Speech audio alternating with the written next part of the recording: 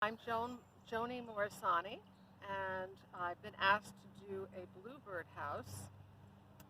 And when I started working on this, it was the beginning of the pandemic, which is and was a very frightening and dark period of time in our lives.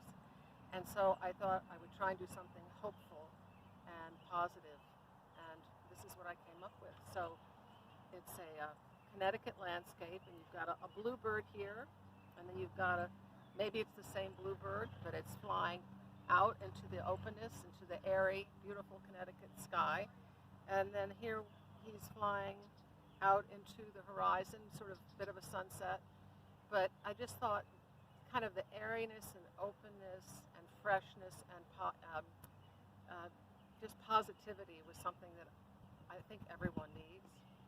So for me, working on it was very hopeful and very therapeutic and very expressive of the possibilities going forward, I hope. And I work in oil. This is an oil-painted birdhouse. It has a varnish, but I would probably consider this a decorative item, not to be left outside. I find reflection very much a part of my own life, so it sort of deepened a sense of reflection and appreciation of simple things. Wow. And the Historical Society is so much a part of the fabric of this incredible town that we live in.